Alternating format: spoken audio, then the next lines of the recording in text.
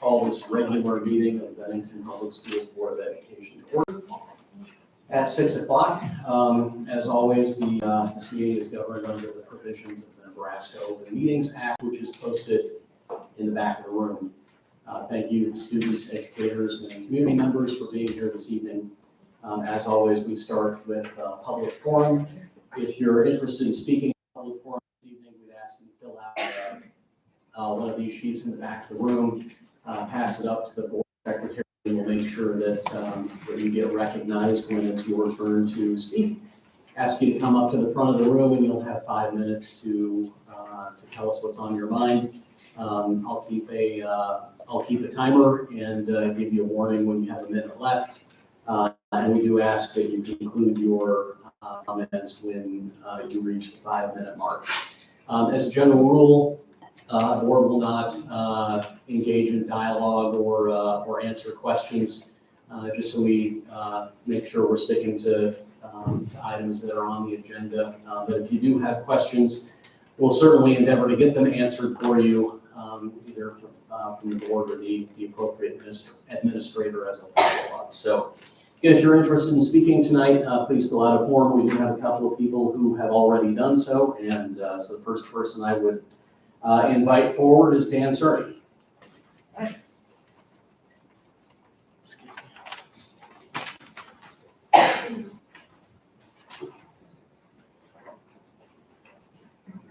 Good evening. Good evening, Dan.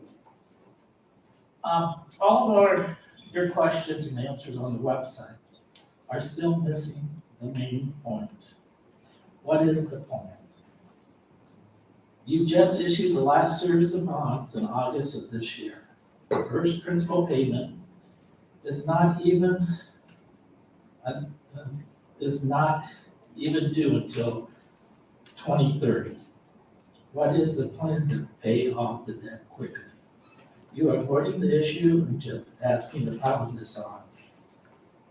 We should not even be taking out new debt unless our debt ratio is 5% or lower. We do have the commercial evaluations and what business is going to come here with the debt load and financial instability. We need to reconstruct our current debt to be more fiscally responsible. We need controls and transparency in place so this doesn't happen again. So what is the plan? Would you structure your personal debt this way? Would you advise your kids to get into debt like this? If not, why are we putting this community at risk? Thank you. Thank you, Dan.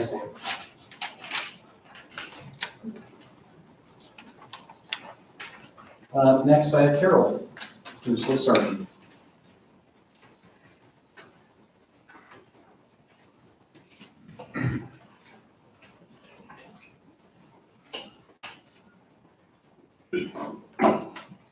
Carol? Hi. At the first board bond meeting, we were told that if you want information, you just need to come to all the meetings. It wasn't the district's responsibility to post everything. So I decided to do just that, and I attended all of the meetings. During the second meeting, a board member stated that he had researched the valuation on my home and when my last valuation increase had occurred. Like I get to control when the assessor chooses my property. I thought it was extremely rude and unprofessional. At the same meeting, I was basically asked by our superintendent to not ask any questions, and I even waited for others to ask questions before I asked any of mine that night. Again, very rude and unprofessional, considering it was a public meeting and an opportunity to ask questions and to get answers. The district taped this meeting, but has chosen to only post their presentation, not the concerns of the taxpayers, so I will provide some highlights. We don't make principal payments for years after a bond issue, so we are paying much more for our buildings than the bond issue amount that was approved. In total, we've issued $198 million in debt and only paid back 20, leaving 178 or 90%. I realize that some of this is more recent debt, but there are no payments scheduled on our 2020 bonds until December of 25. June of 23 is when we'll make the first principal payments on the 2018 bonds. Our 2003 bond issue still has 40% of its original balance left, and we are 19 years later. The 10-cent valuation will keep our district making interest-only payments for many years and is not the maximum that can or will be charged to repay the bonds. The district agrees because they have removed the word maximum from the website, but won't be sending out the outdated information to the taxpayers. Not very transparent.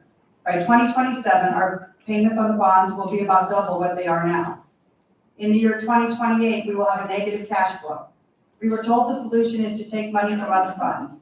I wonder what auditors will say about that. Our own auditor's report has shown that for many years, our district lacks internal controls.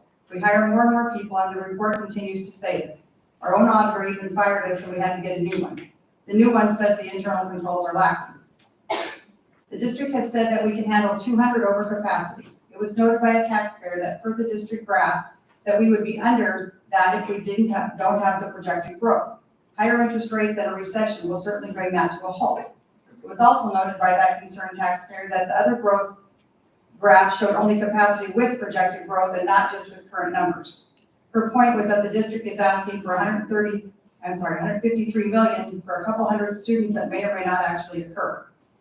We were told the capacity is determined by the school district and how many students they want per classroom, not the fire marshal. So the district is basically determining what capacity is and what is over and when we want new facilities. A taxpayer stated that a new building doesn't necessarily mean class size will be small. They noted that their son's math class in the new middle school has 28 students. That didn't sound so small to me. We were told we didn't have money for extra teachers, but our superintendent received a 6% increase and we added staff to the district office. Maybe our students are not our first priority. Another taxpayer was concerned that Heritage Elementary, where his son attends, does not have an art or music room. This bond does not resolve his concerns. Our elementary schools no longer offer bands, so our new schools with expanded capacity aren't providing the same programming that we used to have a few years ago. This may not be the only school where we don't have those things. That's just the one that was mentioned at the meeting. The fact that the district would choose to use safety and security of our students and staff as a $350,000 marketing ploy so people will vote for the bonds when they see those words instead of automatically including this in the general fund and getting this right away for our students and staff is unfathomable to me. After all, we are pulling out $700,000 for technology, although no one could tell me at the meeting what the total budgeted cost for that was. I did check the budget and it says it's $18 a square foot. Why should voters choose to increase this district's debt burden by roughly 87% without the district addressing any or all of these glaring financial issues? Thank you, Carol. Is there anyone else who would like to speak in public forum this evening?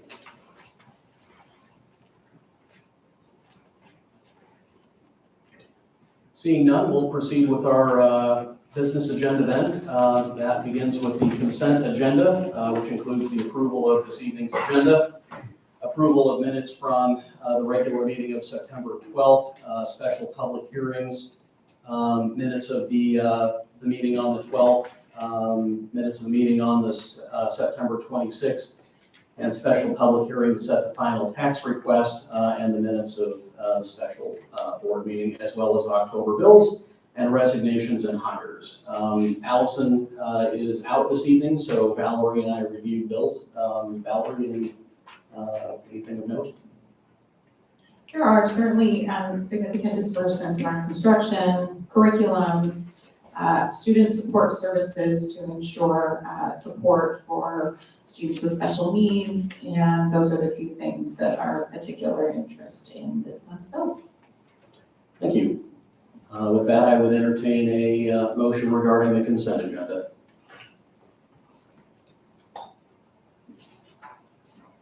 I move to approve the following consent agenda items as listed and previously noted by the president.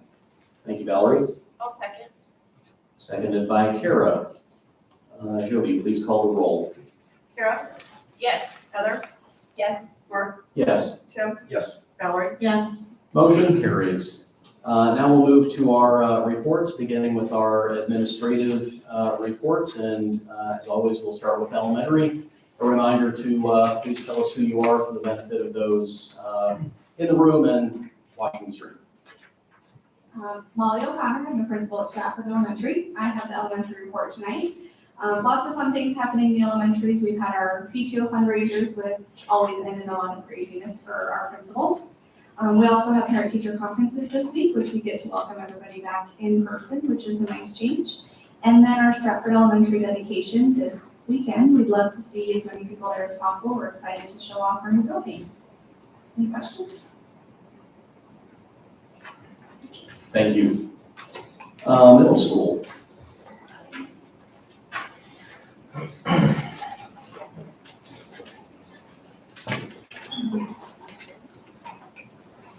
Good evening, my name is Sean Hoppus, the principal at Bennington South Middle School. I have two things tonight. One, which is not on here, our students, our cross-country kids went to the state meet this past weekend. We had a lot of great individual performances, and our Bennington Middle School girls won the entire thing. So that is a huge thing for them. A lot of talented cross-country kids in both buildings, so that was a highlight. And then the other one is our Bennington South Middle School building dedication is this Sunday at 3:30. So hopefully we have a few people show up for that to show off our beautiful new building. Any questions? Congratulations on the cross-country showing for both schools, our brand new school in the top 10 also in the very first season. It was very fun for this cross-country to see. So congratulations on that.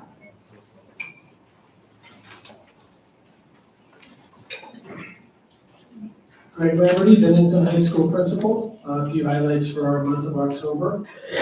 One bullet that I put on there, the first bullet has our 3rd grade enrollment, which is what the NSA will use to classify us for next year. That number is currently at 769. Class A is 850 and above with the combined enrollment of boy-girl.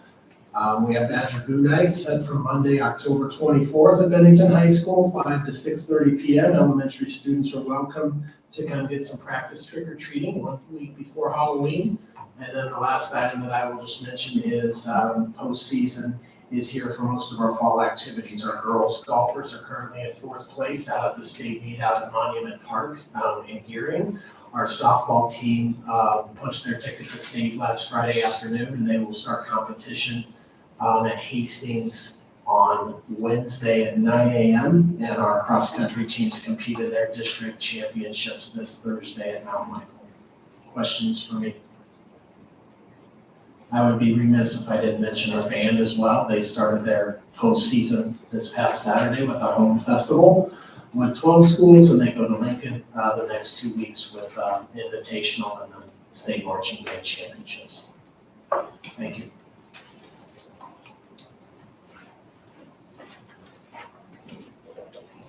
Good evening, Whitney Fagan, Director of Student Services. So on my report tonight at the top, you'll see our special education numbers update. October 1st is the child count that we turn into the state, and that is what impacts our SPED final financials and reimbursements for the following school year.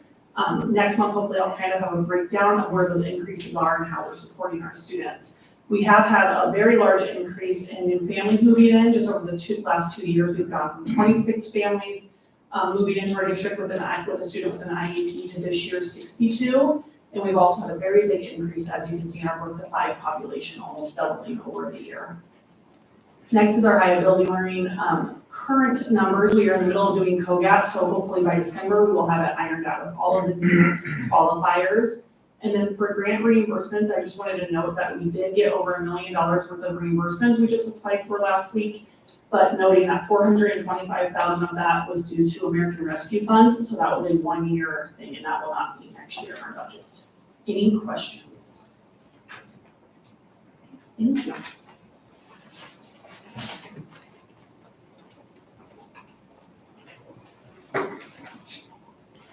Good evening, Dee Hoagie, Assistant Superintendent. For your curriculum and assessment report, we'll start out with, we have kicked off our fall with benchmarking our students in math and reading. And from there, we plan our service program for students. Along with that, through the state of Nebraska, we do have a Nebraska Reads Act, which means that we have to use one test and identify kids that may need some assistance in reading. And so we plan and build a plan for each student that qualifies for that. The report tonight shows you how many students by building are receiving services either through an individual reading plan, through our reading specialist, or through our math specialist. Overall, we'll be serving 556 students. There are duplications in that because a student can receive both math services and reading services, as well as an individual reading plan as well. The second thing I want to highlight for you is typically in the month of October, we present the Multicultural Education Report for the board. We updated this over the last year and a half, and so that report is an additional attachment for you this evening. And the administration has gone through and highlighted each area of our guiding principles for multicultural education and highlighted things that we're doing within our schools for that. So some things that you'll see is celebrations of holidays that represent the cultures that we have, the different students and their varying cultures across our school district. Another thing that's a regular involved piece that we do is we evaluate curriculum throughout the year. We do a bias assessment on materials that we're evaluating to use to make sure that they are representative, that there's no stereotyping in those material and linguistic biases as well. And so this report will give you highlights of ways across our district that we are implementing this multicultural policy and trying to represent our full community as we do that. Are there any questions I can answer for you either about the multicultural report or about the CIA report tonight? Thank you. Thank you, Dr. Hogan. Highlights from the Superintendent's Report. Yes. Excuse me. Just a little bit about enrollment numbers. Are certified with the state of Nebraska on or around the 1st of October. Just a couple of things, 220 students over the last year. That represents some of the smallest growth that we've had, even though it's 220 students. 220 is about 27% larger than a lot of the school districts in the state. If we take the 3 years average, we're close to 80% in terms of growth in the state. As we look, and there is some concern with growth and the economy, I have looked at the past years all the way back to 2005, and when the high school opened, the original high school, we started to see growth in the district, and the smallest growth was in 08, 09 with 89 students, or that was 9.5%. That includes mortgage rates at that point in time that were above 6%. It includes going through the last 2 decades of a pandemic, of a bubble crisis, of market crashes, market increases, and many other things that affect the economy. The one constant since that 2006-07 is that we continue to grow in Bennington Public Schools. At some rate, might be smaller, it might be larger, with many different variables that go along with it. And as been stated a couple of times, we do have the dedication of the 2 buildings, Stratford Elementary and Bennington South Middle School, that will occur this Sunday afternoon. Hope everybody can make it. Any questions for the superintendent?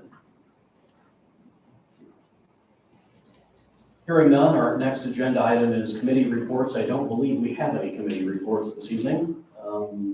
So we'll proceed to the construction report then. I'll invite Mr. Berg to share some highlights.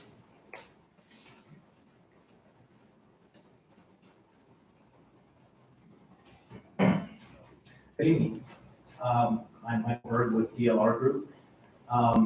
Giving you a pretty good update this month. Basically, we're complete with all the buildings. People are using them. One project that is still in works is at the stadium. They're reworking the tile.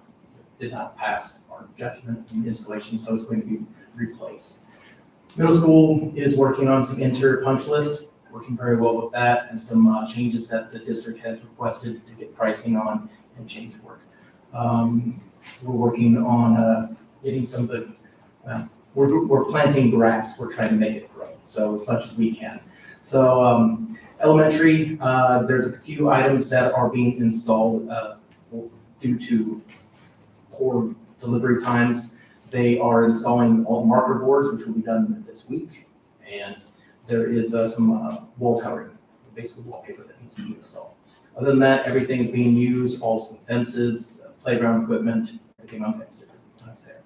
The road work, which we call the 171st and Whitney, there is some replacement of some concrete that's going to be done this week with the school going to be out, and hopefully that will get us through everything that the city is asking. Dr. Hvac, any updates from your quarter on related to construction items? No, I think Mr. Burke covered that. There is some communication that will go out to the community on 171st Street, particularly Thursday through the weekend to get that work done. But there is single lanes that will be available. To get to each one. Questions for Mr. Burke? Thank you. Next, we have a coordinator report, and it is a facilities report this month. Good evening, Madam Chair, Assistant Superintendent Jim Means. If I may. Yeah, I'm going to need that little piece if you're going to make that work. And then on the side, you may want to turn it on.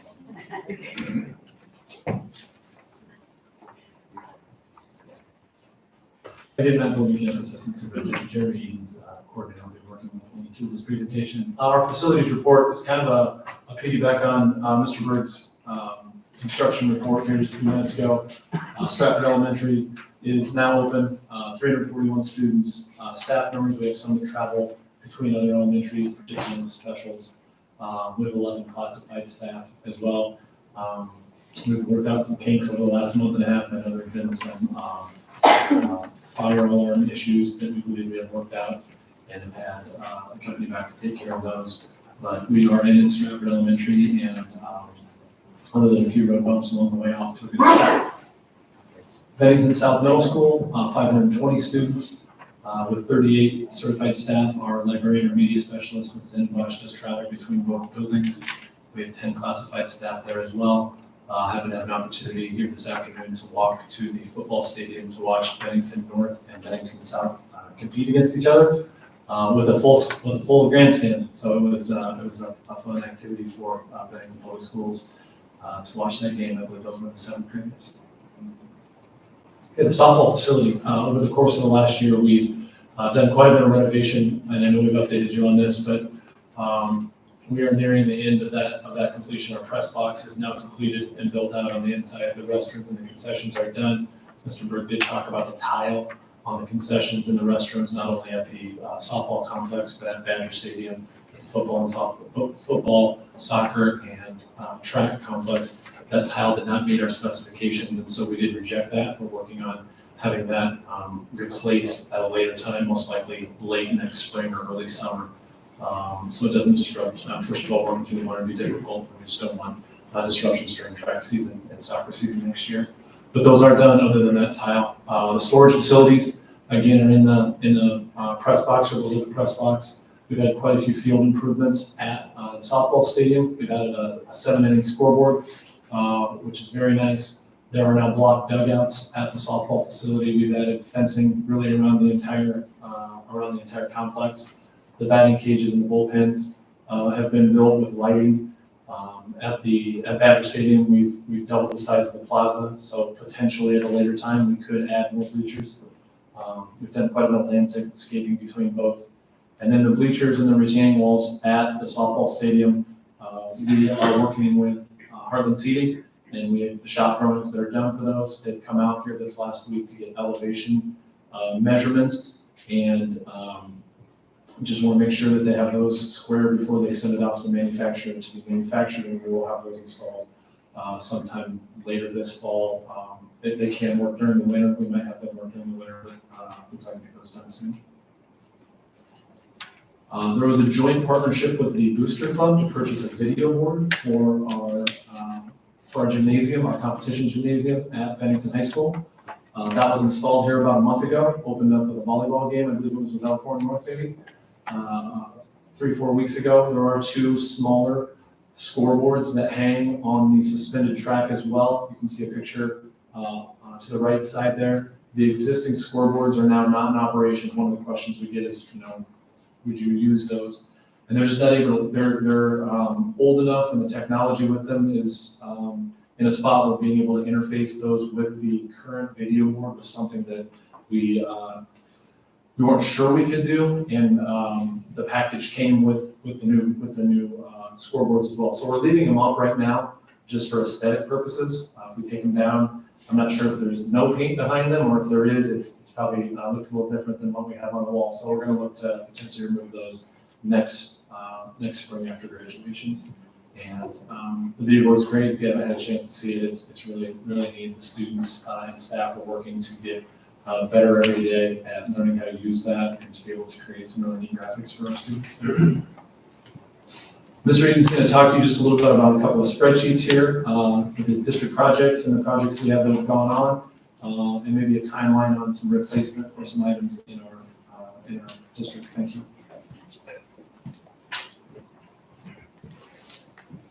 All right. Well, good evening. So the first slide that we have up there is primarily just the high school. You'll see roof sections 1 and 2. Roof section 1 is the original build on the high school. That's about 2 years past its normal life expectancy. And then roof section 2 is coming up on 2 years. So both of these sections are the only sections of the school that are a modified bituminous roof, meaning it's not like a rubber membrane, but it's kind of asphalt shingle laid down in strips. So there's a lot of bubbling, there's a lot of cracking, there's a lot of leaks, and there's a lot of maintenance that goes along with keeping those up. I did get a bid from White Castle this summer to do both those sections, and those numbers are up there. Flooring section 1 is another area of concern. However, I think it has held up really well, and we could probably get another 5 years out of flooring section 1, and possibly do flooring section 1 and flooring section 2 at the same time, 4 or 5 years down the road.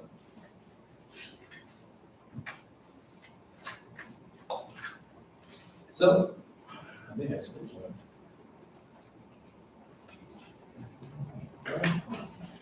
So at our middle schools, there's really not too much going on because the middle schools are pretty new. But down here at Bennington Elementary, about halfway down, our windows and doors in the school are going to need to be addressed, especially the windows at some point. We do handle quite a bit of leaks from those windows every year. The HVAC equipment is something that we need to talk about. There are 12 rooftop heat pump units at this school, and the reason we have rooftop heat pump units is because there's no room in the ceiling in the plenum area to house anything else. So those units are pretty expensive. They're pretty old right now, and parts are non-existent for them. So we're kind of Frankensteining those rooftop heat pump units to keep them operating. Look at Pine Creek and Anchor Point. You'll see HVAC equipment, controls, and flooring are all coming up to their end of useful life. However, with the maintenance that we've done on that building and the flooring, I firmly believe we're going to get probably 10 more years out of those units. Future projects, bond issues. Another thing that Dr. Brunenkamp and I are looking at is our mowers, trimmers, snow removals, ATVs, trucks, buses, making sure that we are adequately supplying our maintenance guys with the equipment that they need to do their jobs. Carpet tile replacement, windows and doors, safety and security, and of course parking lots. Any questions? Any questions for Mr. Edens or Dr. Blomkamp? Thank you. Thank you, gentlemen. Our spotlight report this evening is on safety and security. Welcome back. Heavy dose of me tonight. I apologize. Again, Matt Blomkamp, Assistant Superintendent. Safety and security presentation. Okay, some of the things that we have going on in the district in Bennington. I think everyone knows Deputy Gary Baker, our school resource officer. He's been with us about 5 years. It's housed at the high school primarily, but he does work out of all 8 buildings in our district. We've added additional counselors over the past few years. Our homeroom lessons, and you hear a lot about our homeroom curriculum, have changed. There's opportunities to listen and learn about security and how to be more secure in our buildings. Particularly with our handbooks, with our staff, we look at our code of conduct consistently. We want to look at our search and seizure requirements and laws. We follow the Nebraska Disciplines Act. And then really it's important to be consistent with that administration of that policy, particularly when we start talking about now 2 middle schools and 2 different sets of administrators and 2 different sets of teachers. So, our elementary schools have a variety of those right now, but with the opening of the middle schools, I know both of those principals and those administrative teams have worked hard to make sure that they are consistent with how they handle their code of conduct. This last year, we updated our emergency binders. Each of our teachers in our district have an emergency binder in their classroom. We went through and made updates in those. One of the things that we did add are numbers to our door. If you look in the bottom right-hand corner, that's the back door at Bennington High School.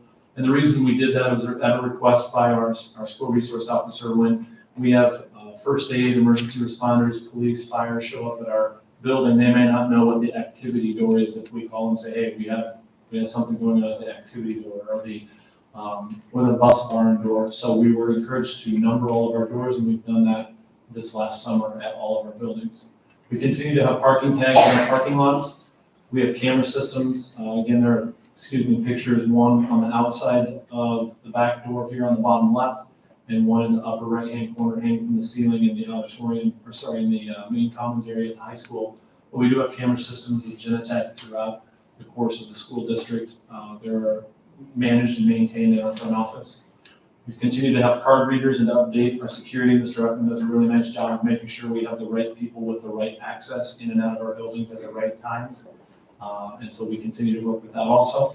We've added 2 new vestibules or entryways into the district, one at the high school and one here at Bennington Elementary, where we make sure that all of our buildings have double access entryways into the front, with all of our doors being locked around the district and around our buildings. That's the single access point in the other buildings. And then pictures, and this came from North South. When Dr. Casper passed away, one of the things that the school resource officer said is make sure if you have a suspension or an expulsion with a student that you don't let the student back into the building unless they have an appointment set up with their parents and their parents are escorting them in. So what we do when we unfortunately have to suspend or expel a student is we make sure we have those pictures with our front office staff so they know that right now, they're not to be on campus, or we're not going to let them back on campus unless they have their parents call in and set up a meeting for that.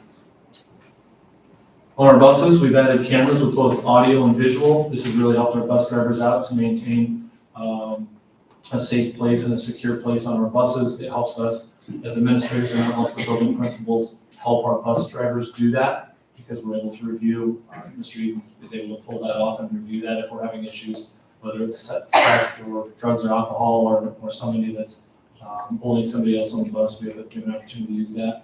We have our card systems for our students. Anyone that rides the bus has a bus card or a bus pass, and it clocks them in and out on that bus when they get on the bus and get off. It helps us make sure that we get them to the right spots at the right times. Our bus drivers have a point-to-point access system that provides them routes to and from the homes and back and forth to school, and then they have route completion checklists when they're done with their routes at the end of the day that Mr. Edens has them do.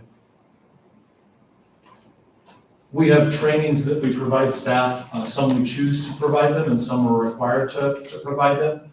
Each year, just some examples that we've done over the last couple of years, and again, sometimes those change and sometimes they're consistent.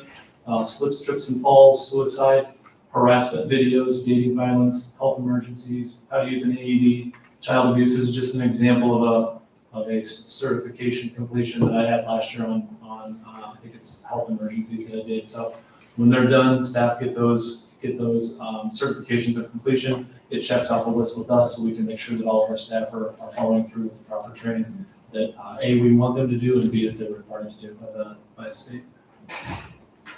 I belong to a group called Hvac, and many of the administrators in the building belong to a Hvac group, depending on what their position is.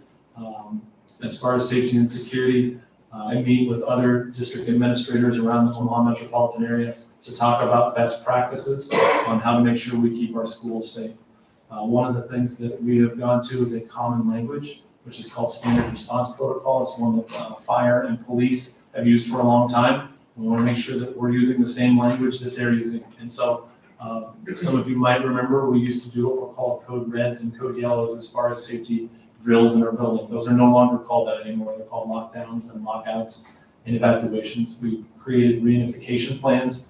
To the right here is an example of anchor points reunification plan. If we had to leave that building and reunify someplace else with those students and staff, this is what that flow chart would look like and who's responsible for what. We continue to have bus evacuation drills. We've been doing those here the last couple of weeks. We continue to have our severe weather drills.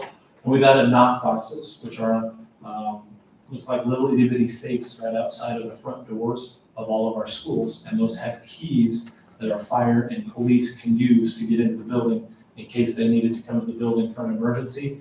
And they're able to get into those knock boxes. They have keys to the knock box. They're able to pull out a key to the building and get into the building if they need to. So those, again, were just some recommendations of our school resource officers and through that MOAC group.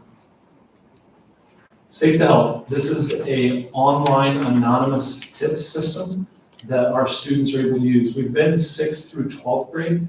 The last couple of years, we've decided to go down to the elementary schools. Deputy Baker and I went to all elementary schools here a couple of weeks ago and gave presentations to our 5th graders on how to use P3 Campus. And again, it's an anonymous way to get on an app on your phone or get on a website on your computer and report something that's going on that doesn't feel right. Maybe it's with that student, or if it's that student's friend that's in their class. If it's something that's maybe going on at home or in the neighborhood, they report that. And reports could be bullying, reports could be drugs and alcohol, reports could be abuse.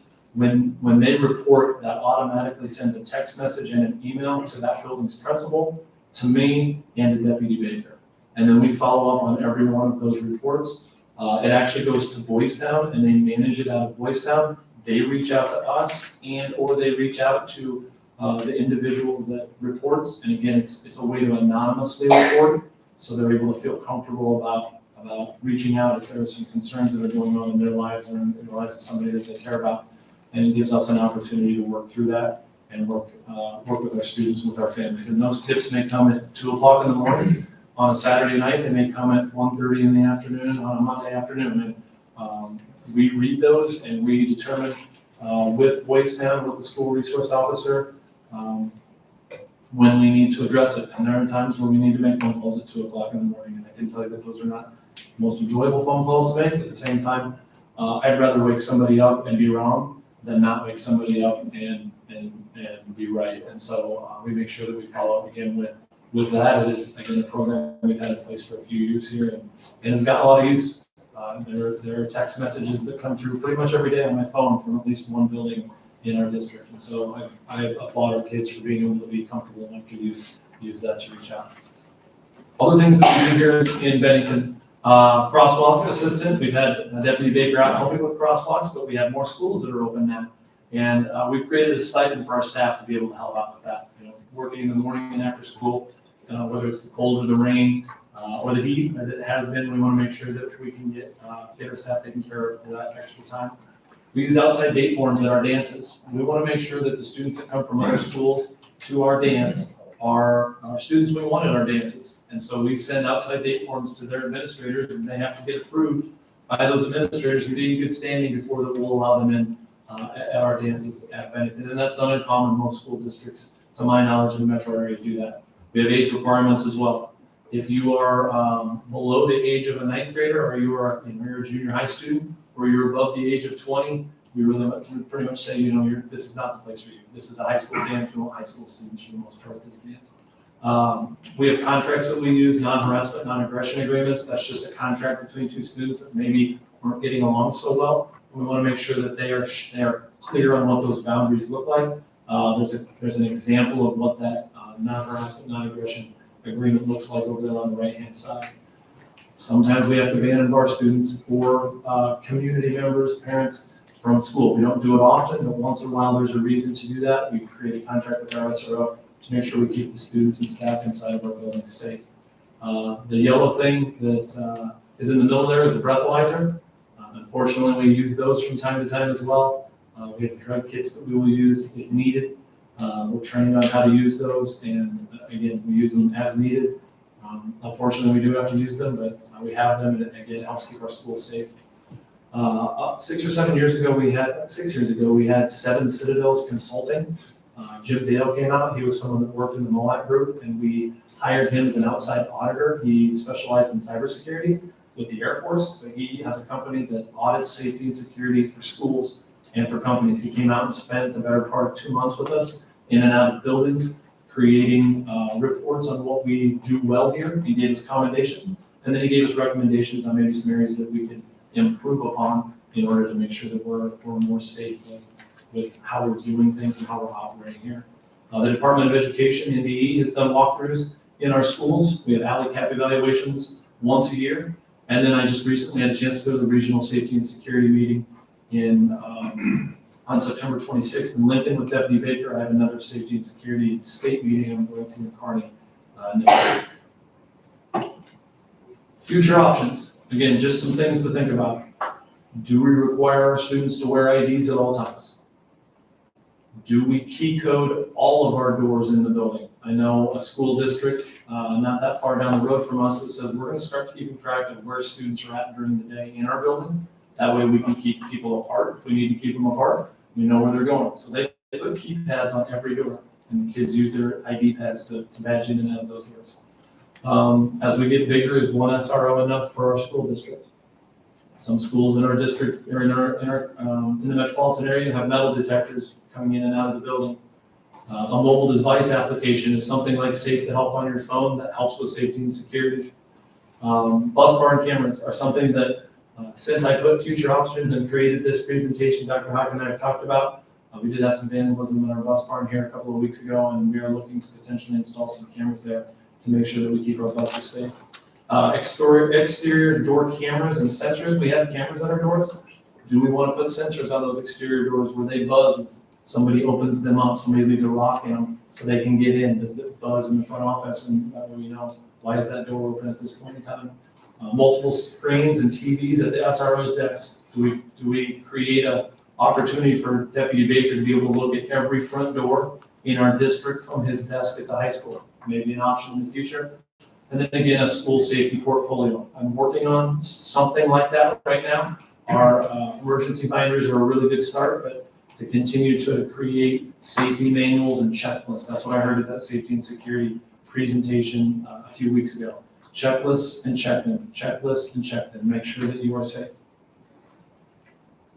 And then the bond issue. There's $350,000 allocated in the 2022 bond issue for a film of glass that could go over the exterior windows and doors in all 8 of our buildings. And what that glass does is there's a film that's put on that glass, and it doesn't allow the glass to be shattered. If an outside intruder was to come to the building and try to shoot out the glass as the doors were locked, to try to break the glass and enter through a window or through a door, it wouldn't shatter. The bullets would still go through, but the glass wouldn't shatter. And why would we want that? We would want that because it would give us time. It would give us 30 seconds, 45 seconds, a minute and a half. It would give us time inside the building to get our students into a lockdown and get them into safe spaces. And it would give time for the police to show up to our building to intervene with that active shooter that shows up. You can see that 70% of all active shooter events are over in 5 minutes. So it's very quick generally. So more time gives us more time to keep our students and our staff safe. That is my safety and security presentation. What questions can I try and answer for you? On your last presentation, you had the numbers on the door. Do you have an actual paper like police and fire have that shows where those doors are 12, 10, 9, whatever? We most recently have created that to give to them, yes. Right. Yep. So I'll make sure. Yep. Of those recommendations that Jim Dale, Mhm. when he made those, are we complete on all those recommendations? For the most part, yes. Okay. Yeah, and one of the things is sometimes it's difficult to talk about what we do to keep our students safe and secure in a public forum, because we don't want the people who want to enter our building knowing what we're doing to keep them safe and secure and give them basically the playbook on how to get around that. So we have a copy of that report, and I'd be happy to sit down with you or provide that for you all and go through what we've done, what we are doing or what we haven't done, and maybe rationale on why we haven't done it. I'd be happy to do that. I just wanted to note, it was noticeable and appreciated that we had an increased deputy presence in our very large event, in our football game. And I recognize some of that's probably done in partnership with our neighbors and other schools. And I'm hopeful that part of what some of those protocols is working with administration in the event that there was an outside unfortunate event. And I imagine those protocols are in place, but I'm just gonna ask that as a general question. So can you ask them? And outside events that are large, like our football games and such, I imagine there's some work between. Sure, absolutely. Deputy presidents. Yes, yeah. So we coordinate, and we've done this for a long time. We coordinate with Deputy Baker on events, and it's not as objective, I guess, as maybe we would want it. We look at past experiences and what we've felt we've needed at those events, and we take the recommendations of Douglas County as well and what they feel like we need, and that's where we have our extra SROs and our extra law enforcement that come in. And you're right, there are activities where we need a large presence because there are a lot of people at those activities, and so we want to make sure that we have the right number there to be able to manage something if it comes up. Thank you. Thank you. It is no secret that I have a passion for the safe environment. That is one of the first words in our mission statement. And I have just a few comments.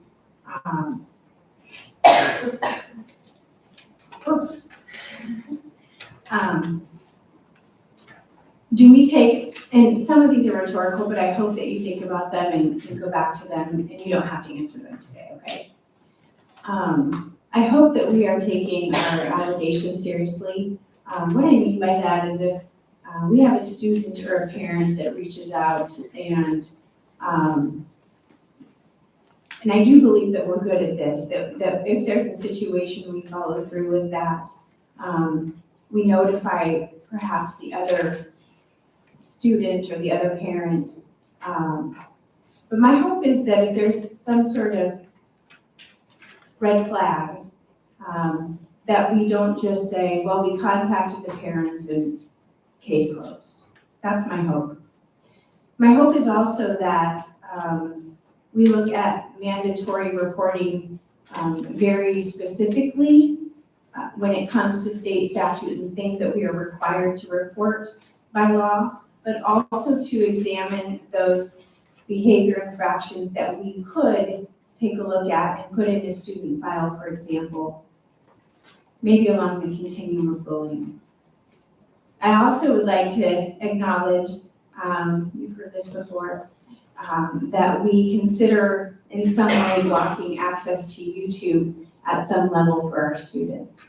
Our young students can bring their Chromebooks home and find whatever they want on YouTube. And I'm aware that we have some cyber checks there, and remind me of the names. Mark? There we go. That will alert us, but I think a lot of mischief can be prevented if we did not have such access. We do have other things blocked. I wonder why we can't block YouTube. I also would like to see Safe to Help on all of our Chromebooks. Is it already? The application is available to be downloaded, yes. Okay, I think that would be just great if we could have Safe to Help on all Chromebooks or P3 Campus app or whatever it is. And then my last plug here is that, we should do whatever it takes. And I think some of the simple things would be to get the hotline numbers, Safe to Help information, anything that we can have on our district main pages and each school building's main page for easy access to parents and students that would like to report something. Thank you again so much. Thank you. Bless you. And I've got a couple thoughts. I'd echo, again, communities that unfortunately have experienced a tragedy often reflect on those and say, hey, there was, somebody saw something, but didn't say something. And so, this has always been, I appreciate and support the investment in physical security and all the things that we do for our buildings, but this is a community effort too, right? And so we definitely want people to engage with our safety program and encourage folks to help us keep kids safe by, if there are things that you see and hear, there are mechanisms to report those, and please do that. The question I had was, could you talk a little more about sort of teacher or educator training on safety? Again, appreciate all the things we do from a physical standpoint, but in terms of executing a plan and incident preparation, can you just speak a little more to what we do with educators to prepare them for what happens in a circumstance, and how do I keep my classroom safe? Yeah, so good question. So we have that emergency binder that I talked to you about. And in that emergency binder, Dr. Hvac, Dr. Hvac, I believe Mr. Dahl, who was here long before I was, spent a lot of time, about a dozen years ago or so, putting together an emergency binder that was full of scenarios and protocol for those scenarios. So whether it was a gas leak, or it was an active intruder, or it's a tornado, or an active weather, so a variety of things, dozens and dozens of scenarios. We take those scenarios in our staff meetings in our school district, and our principals and building leaders have staff meetings, and we review those scenarios in those meetings. It doesn't have to be a real long training. It can be just, hey, we're gonna pull this out and say, we're gonna talk about, what happens if someone comes to the building that's not a custodial parent of a child? How does that work? What does that look like? And so it's not just our teachers who go through that training, but it's our front office staff as well. And so we spend time in our staff meetings working through that. Again, the Safe to Help or the vector training, the vector solution training, we sit down as district office administrators with our building administrators, and we map out here are the trainings that we want our staff to do. What are some things that we want to do as far as safety and security as well? And so we load those in there. So one that is, there's due dates on, we don't give them all 20 of them at one time. We spread them out over the course of the school year. And so there are some that are due on the 15th of October, and one of them happens to be dating violence, and what to look for in dating violence, and what to do, and it gives scenarios, it gives ideas during those scenarios, and then there's an assessment that you take at the end of each of those trainings that you have to pass in order to earn your certificate. And so between those two opportunities and our school resource officer visiting with us, Mr. Wilson was safety and security prior to me, going to the Hvac meetings, going to the state and regional activities, and listening to professionals talk to us about what we need to be doing in our school. We bring those back to our district administrative meetings, make sure that we're consistent, and then we push that out to the schools as well. So I hope that answers your question. It does, thank you. Any other questions on this topic? Thank you. Have a final report this evening on our strategic plan, an update on goal number 1. There's a sizable team involved here. You've got chosen to lead off the presentation. I'm going to start. I'll give you a break from Dr. Mooney. We are 21st Century Skills, which is one of our first strategic goals. So we are here just to give you an update on everything that we've done and future plans. This is our planning team, so we have a great representation at all levels. The goal itself is that the academic program offered by the Bennington Public Schools will prepare students to learn and work in the 21st century. At the elementary level, you have seen our rubrics before. These are rubrics that were created to help discuss some of those skills outside of those academics. We score these and send these to parents 3 times a year. Our first opportunity will be this week at parent teacher conferences. It's a great talking point discussion about some of those skills in which they can grow throughout the school year. We also have lots of activities as it's building, some of our Badger teams, our community circles, all of those things sometimes relate to these 21st century skills, where we tie in activities that kids can apply these skills of creativity, innovation, problem solving, taking initiative. So we try to give them experiences that are easy for them to understand. As far as our staff and our walkthroughs and our formal observations, we look for and identify those skills that we see in their lessons and have some conversations about what we saw. And oftentimes those become a focus for their personal plans and their student learning objectives, just so that they can plan purposefully so that we can provide that good practice for our students. These are some images of our rubrics. So as you can see, fall, winter, spring are those 3 times in which we share out to parents. And our 3-5 is just slightly different with our indicators and our terminology.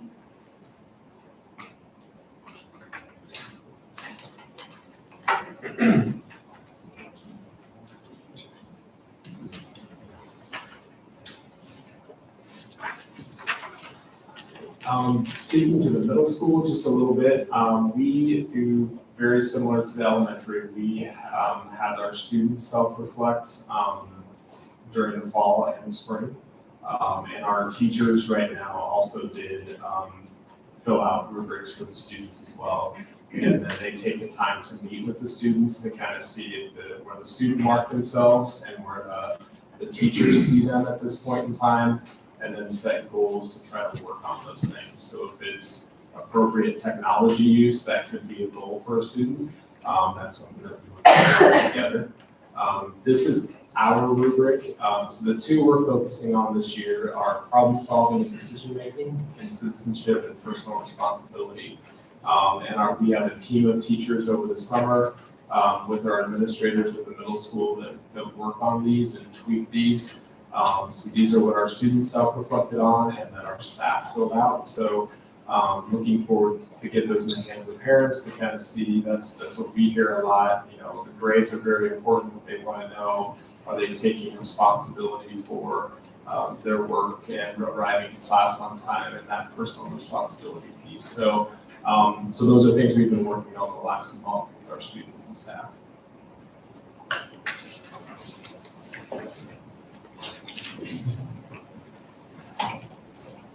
Okay, the high school, it looks a little bit different this year. Dr. Lambry and his team looked at 21st century skill implementation and how to correlate and create that through the homework, the homeroom lessons that are being delivered at the high school level. And one of the things that has changed is the volume, the number of homeroom lessons that are delivered there. Instead of once every other week, they're now once a week. And one of the things that they wanted to make sure that students do was to do a strength finder, find out what they're strong at, or maybe what they need to get better at. And through that strength finder, which is what that looks like, through that strength finder, they were able to set goals for themselves and what they wanted, again, do better, get better at over the course of the year, and what areas were they strong in, and then they will evaluate themselves at the end of the year as well.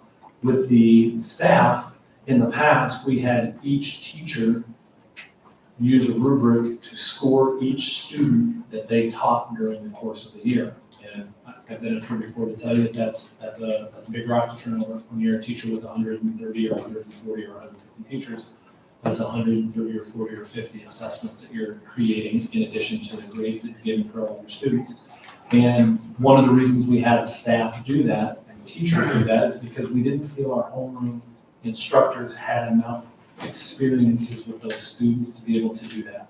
Well, now that we've doubled the amount of time that they are going to their homeroom classes, we feel this is a really good spot to be able to do that in. So it's similar to the middle school and it's similar to the elementary school, where that one teacher that's with that student for 4 years during homeroom has an opportunity to provide some 21st century skill assessment home to parents. And so as a parent of a freshman, I received my child's assessment here a couple days ago from Mr. Deerhoff, his teacher. And so I was happy to see that and had an opportunity to sit down and look at that. So instead of 7 or 8 of them coming at me at once, and in the evaluation, the capacity domain, you can see with the blue on the right where it talks about impacting. The one that I like to look at is 2.4, a system that has a formal structure to ensure learners develop positive relationships and have adults, peers, and support their educational experiences. So blue is the best score you can have. And so I like to see that, just to highlight that in our external evaluation that across our district, that's something that our students and our community feel our staff is doing well.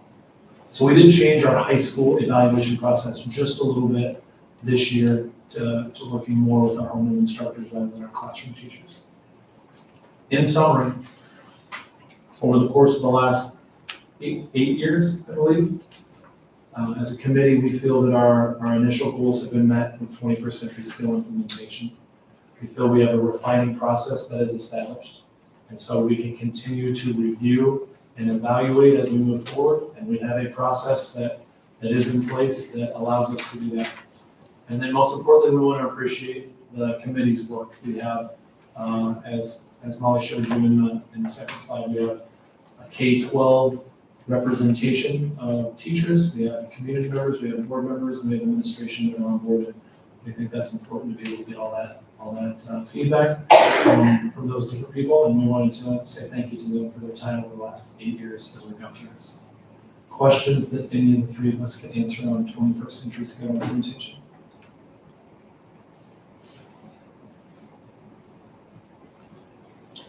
Thank you. Thank you for your update. That'll conclude our reports, and we'll move to unfinished business. As we wrap up the construction of the middle school, we do have several change orders to consider. Dr. Hvac, can you give us an overview? Yeah. We have 9 change orders in front of you. This is just what you said, a wrap up of the middle school. And we have 8 of those that cost anywhere from $300 roughly to $5,000. And we have a $5,700 deduct. There are no other change orders in the other construction projects. And we have a motion for you totaling a little over $10,000.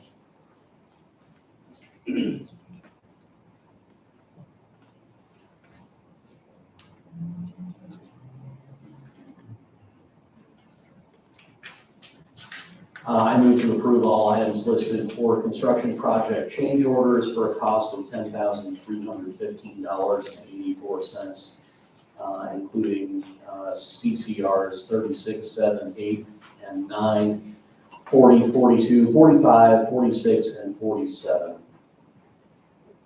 I'll second. Thank you, Kara. Discussion or questions? Just clarification on number CCR 45 concerning changes in the practice field in the detention basin. Is that just something that had to happen, or is that a design change? Or just curious about that one. Both. I'll let Mr. Berg speak to this if he can, please. Basically, we had some storm lines going underneath the practice field. When we modified the elevation of the practice field so that it could be more level and be kind of in the future possibly turn into more of a professional field, those invert elevations needed to change so that when they entered the detention basin, they didn't drop as much and wash out the whole area. So. Other questions or discussion? Jody, please call the roll. Tim? Yes. Valerie? Yes. Kara? Yes. Heather? Yes. Mark? Yes. Motion carries. Next, we'll proceed to new business and discussion regarding the annual report. Dr. Hvac. Yes, the annual report will be coming out just as it normally has. If the board chooses to have some new or different material, some of this is outlined for you. But if you wish the communications coordinator along with administration to make any changes to this, please let us know. And we will try and highlight some of those things that are very common in the annual report. It should, we hope to have it out before the end of November.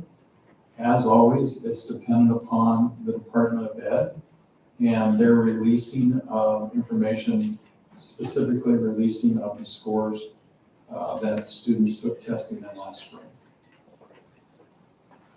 If there are any other comments or concerns, please let us know, and then we will include those in the annual report. Any comments or suggestions from the board at this time? Just a general one to just be sure to continue to include locations on our website for some of the key pieces of data that we're also putting in, just so people have multiple modes where they can access the information. I think would be great. Yes, point taken.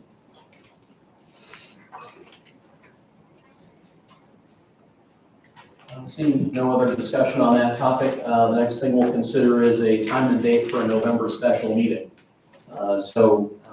Usually in the last half of November, the board has had what it is typically called a workshop as part of our curriculum review process. So our educators and administrators have started reviewing needs for teachers and programs. They are putting proposals together now, and typically then the board gets an opportunity to review priorities, ask questions in that session, and that is then taken into the curriculum committee's review process for recommendations on what we would approve for the following year's budget.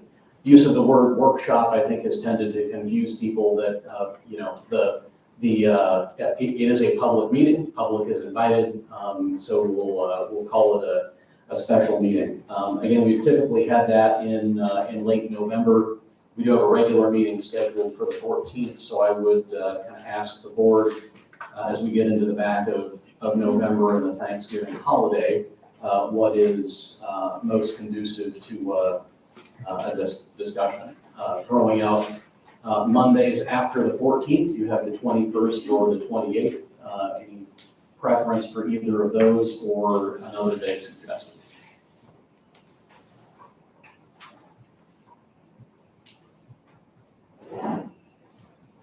Personally, the 28th is better, but I understand the district will need to set that date. Did you mean for an actual response to that good question? I did. Okay, It was good. not a rhetorical. Yeah, not a rhetorical question, good. Yes, previously engaged on the 21st, 28th is good. The 28th is suggested. Any conflicts from others? Lots of conflicts. Okay. We'll tentatively plan on the 28th then, and we usually do 5 o'clock start, as it's can be a fairly long session, and it will be dedicated to that topic. So, with no other business before the board, then I would note that our next regular. Should have a motion. Sure. I move to set the time of the special meeting in November to be 5 p.m. on November 28th, 2002. 2022. Second. Thank you, sir. Any further discussion on that? Jody, please call the roll. Valerie? Yes. Kara? Yes. Heather? Yes. Mark? Yes. Tim? Yes. Motion carries, and now, with no further business before the board, I would entertain a motion to adjourn. So moved. Valerie, Second. and a second from Kara. All those in favor, please say aye. Aye. Any opposed? This meeting is adjourned.